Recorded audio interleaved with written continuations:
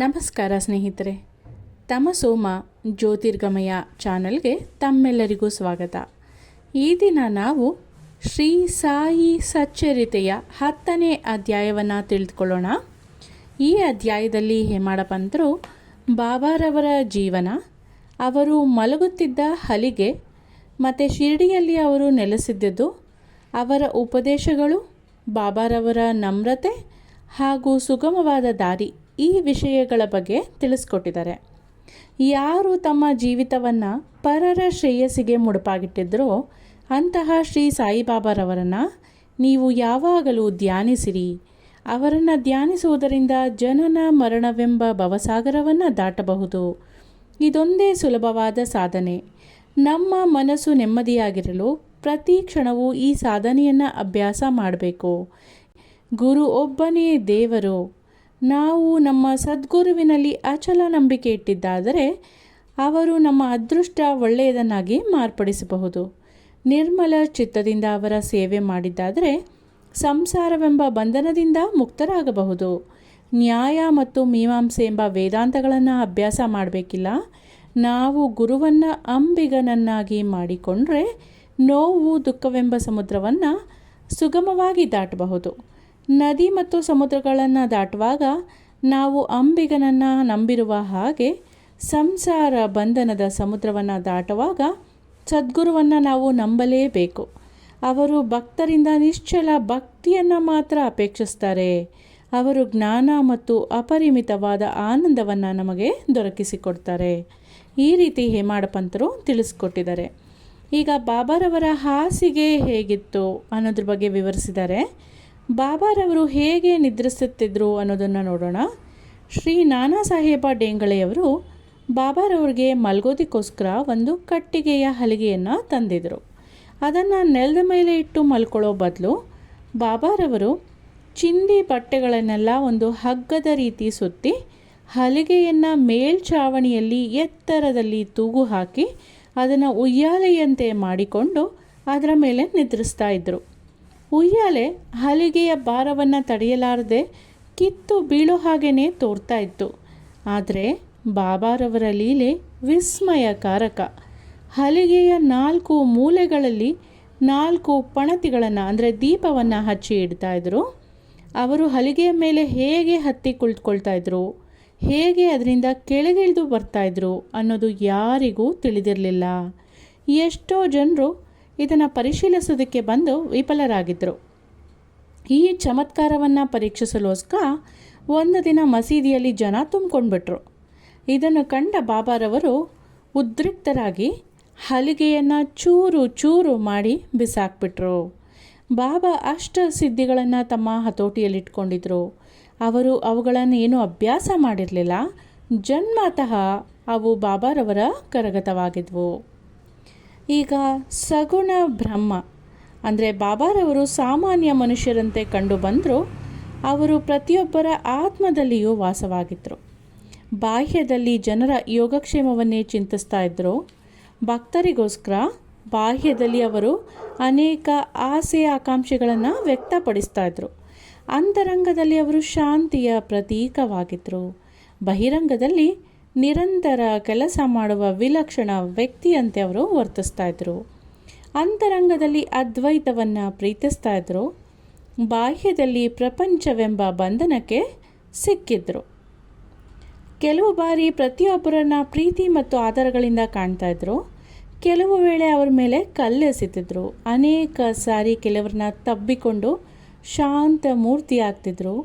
ಮತ್ತೊಮ್ಮೆ ಅವರನ್ನು ದೂಷಿಸ್ತಾ ಇದ್ರು. ಯಾವಾಗಲೂ ಆತ್ಮ ಚಿಂತನೆಯಲ್ಲಿಯೇ ತಲ್ಲೀನರಾಗಿ ಭಕ್ತರನ್ನು ಆದರದಿಂದ ಕಾಣ್ತಾ ಇದ್ರು. ಅವರು ಒಂದು ಆಸನದಲ್ಲಿ ಕುಳಿತಿರ್ತಾ ಇದ್ರು. ಎಲ್ಲಿಗೂ ಪ್ರಯಾಣ ಮಾಡ್ತಾ ಇರಲಿಲ್ಲ. ಯಾವಾಗಲೂ ಕೈಯಲ್ಲಿ ಸಟಕ ಇಟ್ಕೊಂಡಿರ್ತಾ ಇದ್ರು. ಐಶ್ವರ್ಯ ಕೀರ್ತಿಗಾಗಿ ಎಂದೂ ಬಾಬಾ ಆಸೆ ಪಡ್ತಾ ಇರಲಿಲ್ಲ. ಅವರು ಭಿಕ್ಷೆ ಬೇಡಿ ಜೀವಿಸ್ತಾ ಇದ್ರು. ಯಾವಾಗಲೂ ದೇವರು ದೊಡ್ಡವನು ಅಂತ ಹೇಳ್ತಾ ಇದ್ರು. ಅವರು ಜ್ಞಾನದ ಗಣಿಯಾಗಿದ್ದರು. ನಿಜಕ್ಕೂ ಅವರು ದತ್ತ ದೇವರು. ನಿಜವಾಗಿಯೂ ಅದೃಷ್ಟವಂತರಾದ ಕೆಲವರಿಗೆ ಮಾತ್ರ ಈ ನಿಧಿಪೆಟ್ಟಿಗೆ ದೊರಕಿತು. ಯಾರು ಅವರ ನಿಜವಾದ ವ್ಯಕ್ತಿತ್ವವನ್ನು ತಿಳಿಯಲಿಲ್ವೋ ಅಂಥವರು ದುರದೃಷ್ಟಶಾಲಿಗಳೆಂದೇ ಹೇಳಬೇಕು.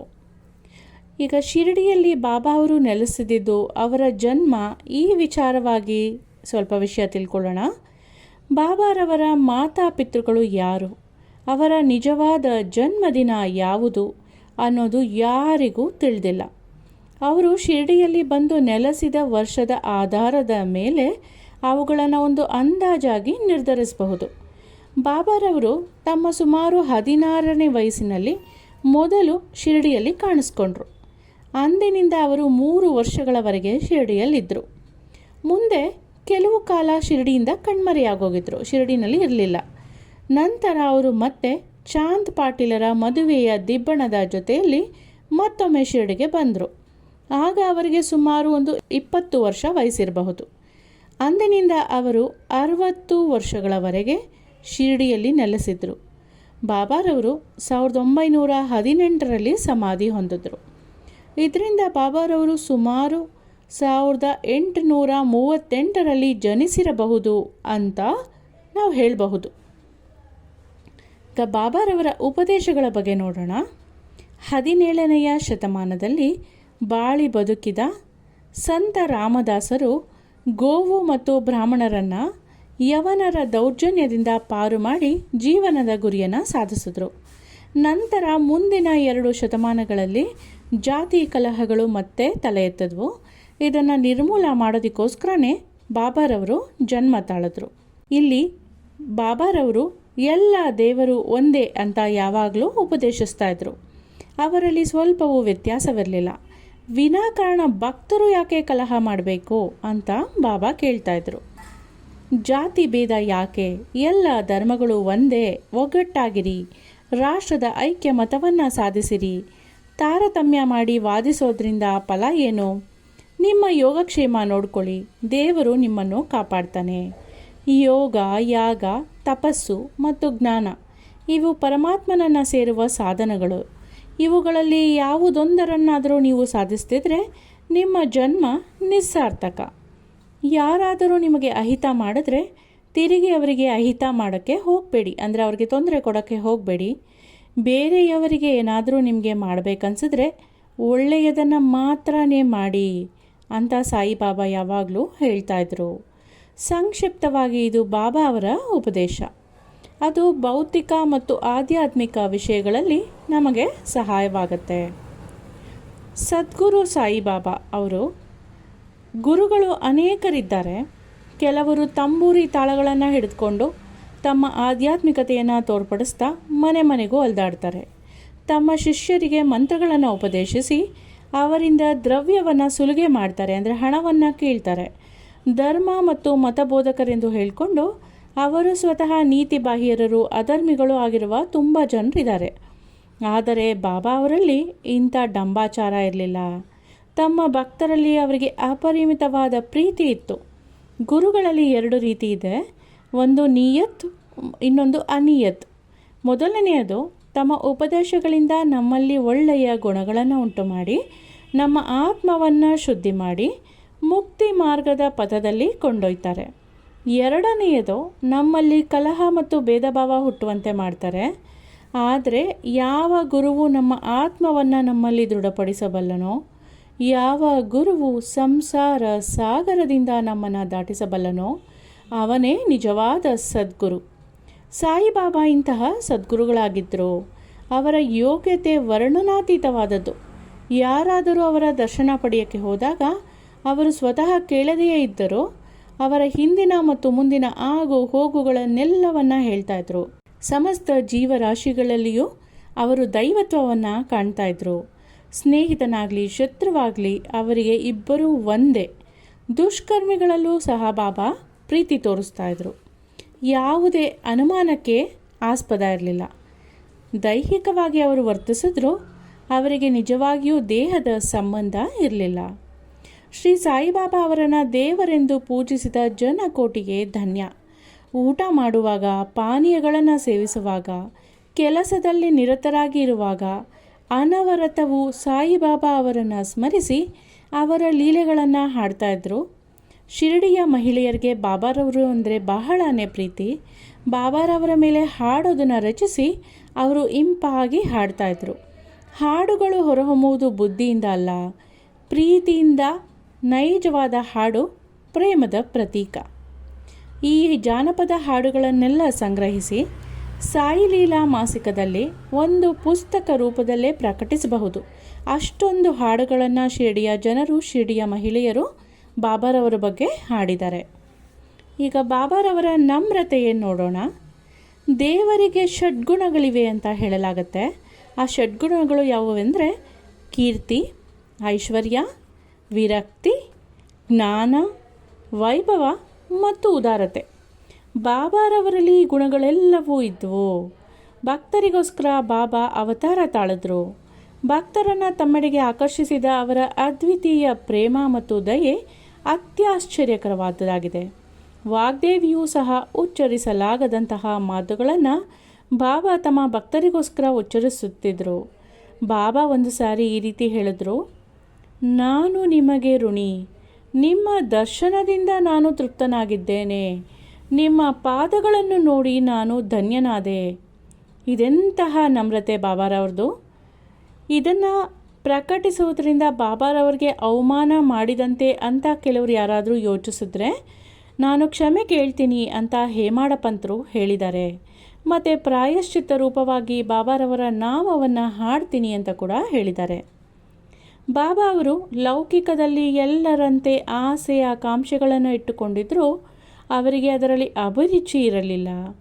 ಆಹಾರವನ್ನು ಸೇವಿಸ್ತಾ ಇದ್ದರೂ ಅದರ ರುಚಿಯ ಕಡೆಗೆ ಗಮನ ಇರಲಿಲ್ಲ. ನೋಡ್ತಾ ಇದ್ರೂ ಸಹ ಯಾವ ವಿಧವಾದ ಮೋಹ ತೋರಿಸ್ತಾ ಇರಲಿಲ್ಲ.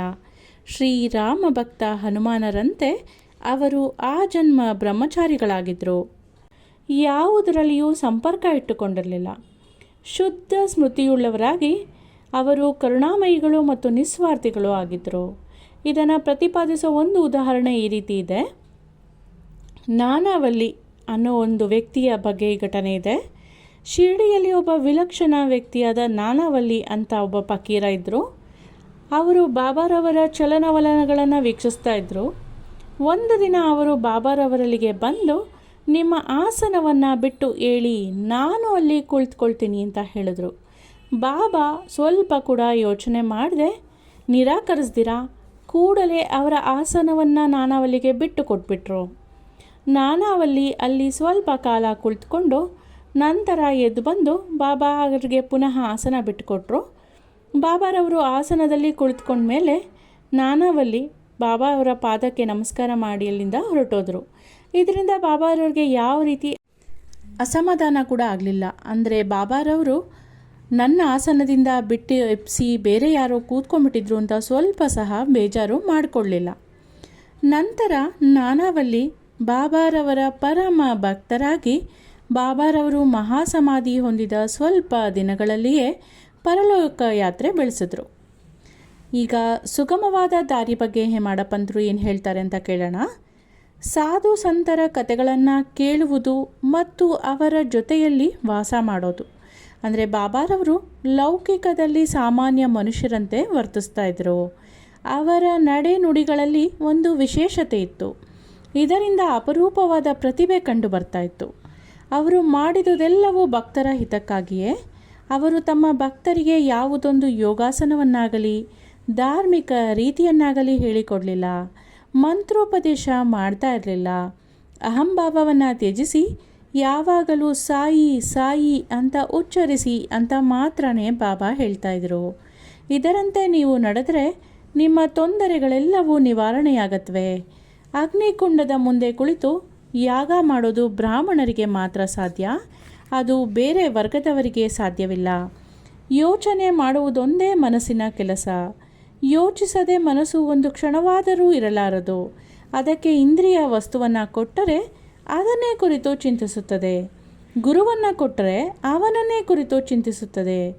ನೀವು ಬಾಬಾರವರ ಗುಣ ಮತ್ತು ಪ್ರತಿಭೆಯನ್ನು ಕೇಳಿರುವಿರಿ. ಅದನ್ನು ಪ್ರತಿದಿನವೂ ಕೇಳಿರಿ. ಇದೇ ನೀವು ಬಾಬಾರವರಿಗೆ ಸಲ್ಲಿಸಬಹುದಾದ ನೈಸರ್ಗಿಕ ಪೂಜೆ. ಸಂತರ ಕಥೆಗಳನ್ನು ಕೇಳುವುದು ಈ ಹಿಂದೆ ಹೇಳಿದ ಸಾಧನಗಳಷ್ಟು ಕಷ್ಟವಲ್ಲ. ಅದು ನಿಮ್ಮನ್ನು ಸಂಸಾರ ಬಂಧನದ ಹೆದರಿಕೆಯಿಂದ ತಪ್ಪಿಸಿ ಧಾರ್ಮಿಕ ಪಥದೆಡೆಗೆ ಸಾಗಿಸುತ್ತದೆ. ಆದುದರಿಂದ ಅಂಥ ಕಥೆಗಳನ್ನು ಕೇಳಿರಿ ಮತ್ತು ಮನಸ್ಸಿನಲ್ಲಿ ಗ್ರಹಿಸಿಕೊಳ್ಳಿರಿ. ಇದನ್ನು ಮಾಡಿದರೆ ಎಲ್ಲ ವರ್ಗದವರು ಪರಿಶುದ್ಧರಾಗಬಹುದು. ನೀವು ಎಲ್ಲಿಯೇ ಇರಿ, ಯಾವುದೇ ಕೆಲಸ ಮಾಡುತ್ತೀರಿ, ನಿಮ್ಮ ಮನಸ್ಸನ್ನು ಶ್ರೀ ಸಾಯಿ ಅವರಲ್ಲಿ ಇಡಿ. ಅವರು ಖಂಡಿತವಾಗಿಯೂ ನಿಮ್ಮನ್ನು ಆಶೀರ್ವದಿಸುವರು.